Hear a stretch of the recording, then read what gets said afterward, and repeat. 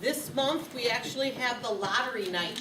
So somebody from every unit should come and get a chance to get your campsite picked. If not, then Mr. Lucen will help you pick it afterwards. But that is coming up on February 24th at 6:30 at King of Glory right here in Greenfield. So you guys, actually, it's like your backyard. So I have event guides for both Cub Scouts and for Boy Scouts Adventuring. There's 2 different guides. Remember, this year it's the typical traditional camping weekend, so you go 6 o'clock on Friday night to set up. If you choose not to go on Friday but you still want to be on Saturday, that's great, but you can't drive into the zoo to set up your area. You'll have to haul all your gear in. Because Saturday morning is going to be the pancake breakfast instead of what we used to do on Sunday, but it's also the stampede. So because there's people running, we can't be driving through the zoo. But it's really nice that we can camp over 2 nights. Cub Scouts this year, remember, not camping, but there's an entire huge program all day long, and they can stay for the open program in the evening through the movie before they have to go home. So 3harborsscouting.org/zoo is the website where you can get these. Otherwise, I have both, again, 2 different guides here. The zoo show is on Twitter, and there's going to be a little contest with that. So anyone over, what did they say, 13 years and older are invited to follow on Twitter. There's going to be different things that happen the day of this on Saturday. Remember, this year's the 30th anniversary, so there's a lot of new programs and contests that have to do with 30. Go back in your historical documents with your units and pull out pictures, because there's going to be a contest with old pictures from the zoo. So does anyone have any questions? Yes? Why are you not allowing the Cub Scouts to camp over this year? It's a good question. The reason why is because the zoo is about having a program and having a display up for the people that go through the zoo. The Cub Scouts have so many things going on during the day that they're out in the program and not back at a campsite having a display. We had kids there the entire time at a display when we were there. Mm-hmm. This only was a 2-year program where the Arrow of Light can still go along with a troop if they feel that they want to do that.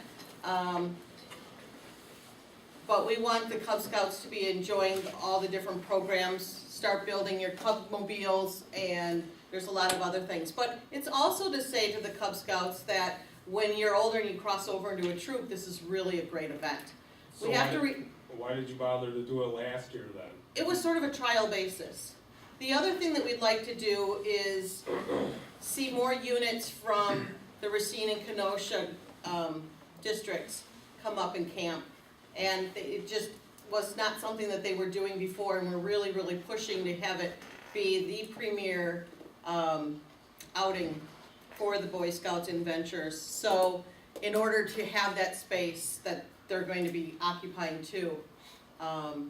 It's also, if you look at the regulations for Cub Scouts and camping, the zoo doesn't abide by some of those national regulations. That's the other reason that we want to make sure that we're providing the right environment for the Cub Scouts. So it has to do with those things. And I'm sorry, There's a lot of politics that's involved with it. I mean, the weather sucked last year and we stuck through and, you know. Right. So now I gotta go back and tell all my kids, they were all pumped. We already started making our Cub-mobile. But you can still do that. I know, but they were all excited to come and sleep over at the zoo because there's kids that just started with us. And I said, hey, you know what, dude, we're gonna sleep over at the zoo. How many kids get to say they get to do that? Right. And now I gotta go back and tell them, oh, sorry, guys. There were issues with the bathrooms in terms of being in proximity. Right. So, I mean. Right.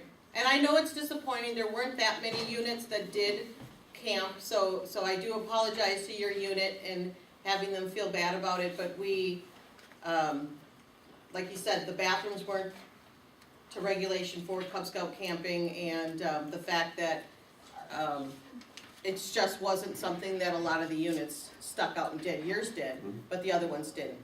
So when you guys are sleeping over Friday night to Saturday night, Sunday morning, you can take up your campsite, haul it all out, vehicles can come in the morning before we open up, the zoo opens up to the public, and then units are welcome to stay all day if they want, and have the youth walk around and enjoy the zoo. It's just all of your site area has to be cleaned up. So that kind of helps those youth that want to spend that time on Saturday and they feel like they just never had time to get around to the zoo because there's a lot of other programs going on.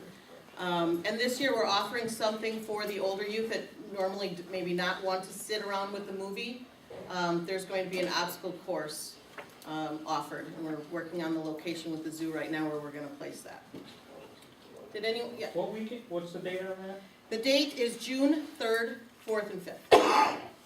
So remember Friday coming in, and that was a reason the Racine and Kenosha units, they felt just to come up and set up for one night, it was really difficult, or if they came up on Friday, they had to leave. So another reason why we're kind of changing it around a little bit, so we make it more welcoming for them that have to drive a longer distance.